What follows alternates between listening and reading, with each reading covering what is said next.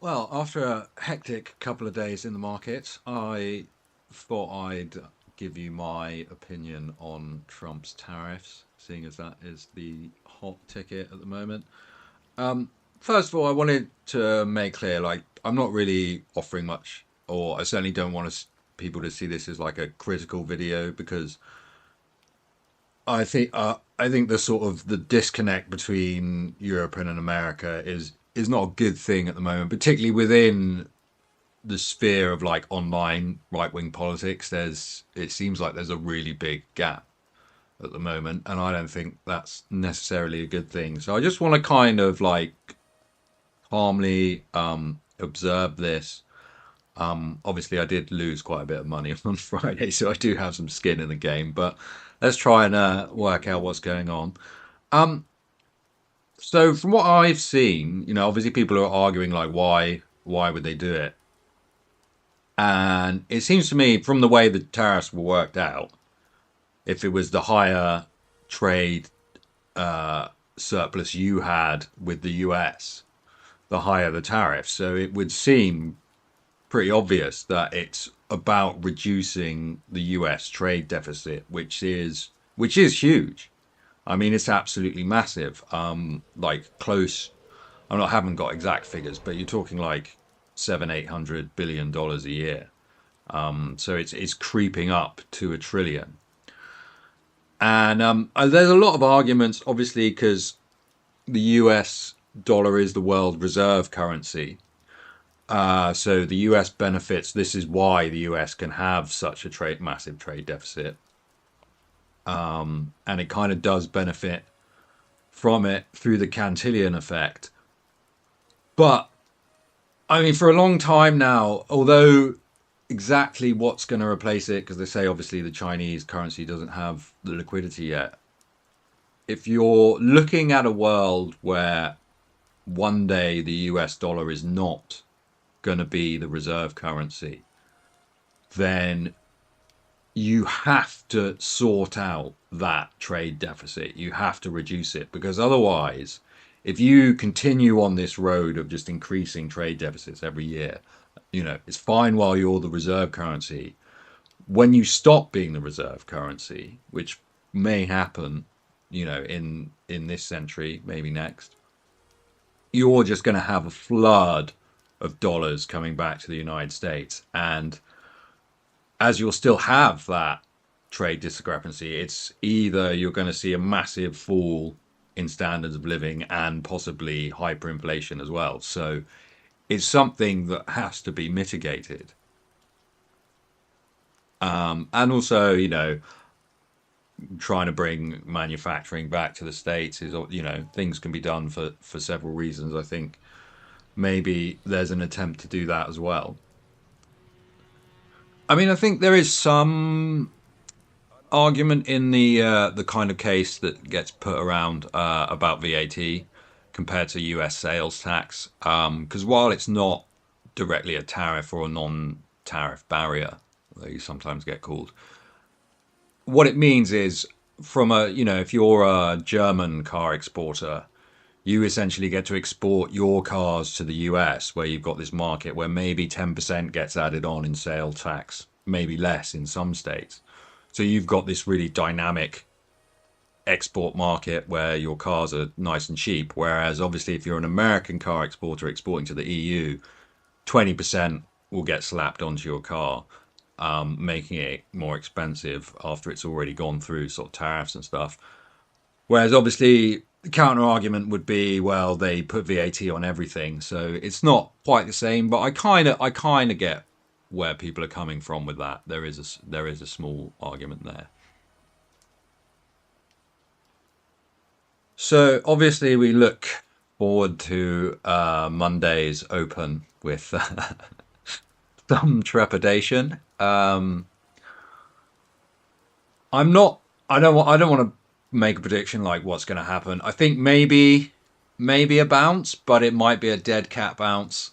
Um, I think Jim Cramer said it will go down further, so there's some hope there. But I mean, markets do generally tend to overreact to stuff. Um, like, yeah, I mean, I'm looking at the FTSE right now, and there's, in terms of some dividend stocks, you can get some like insane returns. So, just a couple of like Central Asian metals is 12% at the moment return. And they could definitely benefit from that rare earth find in Kazakhstan. So that's definitely a good buy. And ABRDN, or they're called Aberdeen again now. They're currently paying out like 10%.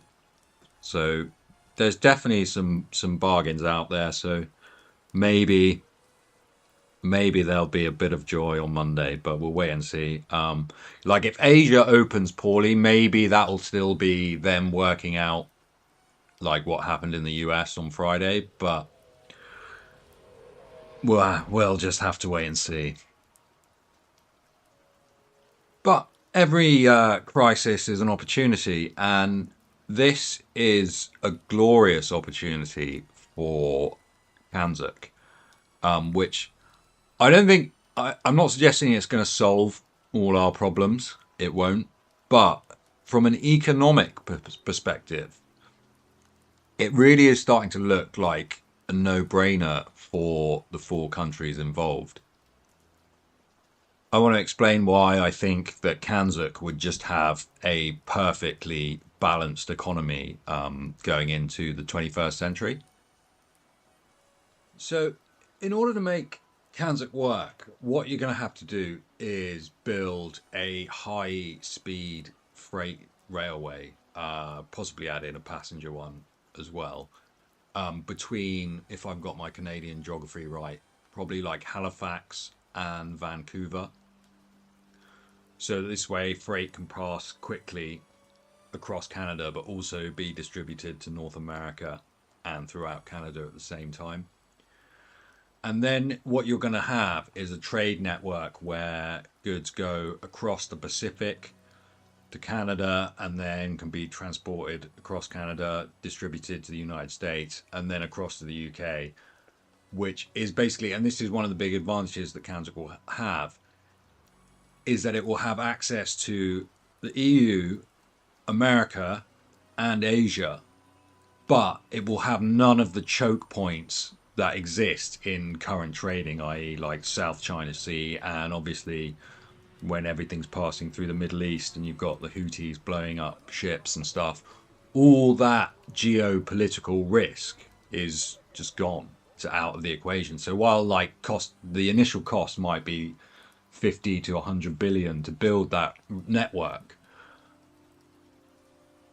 it's going to pay off long term, and it could be funded by, it would be part funded by the UK, part funded by Canada, maybe Australia and New Zealand putting in little bits as well. And the other major strength that CANZUK is going to have is, especially if the UK switches some, because the UK has a trade deficit in goods, it has a trade surplus in services, but trade deficit in goods. If some of the goods it buys from the EU and other countries, it then switches to Canada and Australia, the bloc is going to have is going to have positive both surplus in goods and services, and it's going to have a really nice balance between the UK service economy and the sort of more raw material exporting economies of Canada and Australia, while also giving those countries a market and also access to London, which would then, but that will help cement, like, keep London as a top financial centre.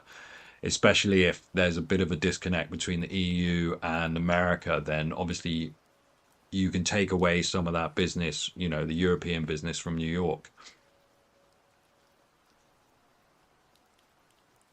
The other great strength that CANZUK would have is, obviously you've got the oil from the Canadian tar sands, which is, so if there are sort of future geopolitical tensions that affect trade, you've always got an oil supply. And you've got the rare earths from Australia, which is obviously going to be a vital part of the 21st century supply chain.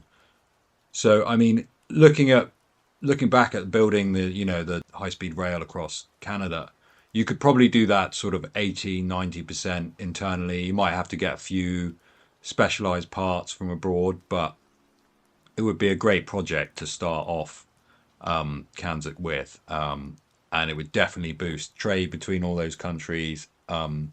Which is, it's worth remembering that before Britain was in the EU, we did more trade. We used to trade loads with Australia and New Zealand in the 50s and 60s. It's perfectly doable. If it was doable back then, it's obviously more doable now. So yeah, you're really reducing the risk of any potential future supply shocks. I ran the numbers for this through Grok a few times and a few certain scenarios last night, and yeah, Kanzuk was consistently coming up with like 130, 150 billion trade surplus, and way better GDP per capita growth than the EU. And in terms of HDI, it came above the States on a like a 15-year time scale. It was just I was just running a few sort of scenarios. Now, I wouldn't recommend that Kanzuk adopt a single currency because the economies involved are quite different. But what you could have is a situation where the central banks of each of those countries agree to hold a certain amount of each other's currency as their foreign exchange reserves. And then, for example, if there was a situation where the Australian dollar was rising and that was hurting like Australian mineral exports, the Bank of England could convert some of its Australian dollar to pounds or Canadian dollar to reduce the pressure on it. So that way the central banks of each of those countries could kind of help each other out. And and we've all got the same head of state. We all speak the same language. I think, people most Australia is the destination most like young UK people want to go to, and Canada is also up there as well. Obviously people do want to go to Europe, but they want to go to these places as well. So in the 21st century, I think Kansas could be a resilient, really well balanced trading bloc with all the resources that it needs and risk free access to all of the world's major markets, along with a lot of flexibility and agility that could help it navigate, whatever challenges there will be in the 21st century. And I mean, the reason you don't see any real political support, not on the ground, but within the echelons of power, or the reason you don't see any support for it is because it doesn't really benefit the globalist cause, and it doesn't benefit the Zionist cause. So it's hard to find people who will promote it, even though within the countries themselves, it's a very popular idea. But maybe this is the moment that can change. Like I said, it won't solve all our problems, but for those four countries economically, I think it's an absolute no-brainer. So yeah, CANZUK.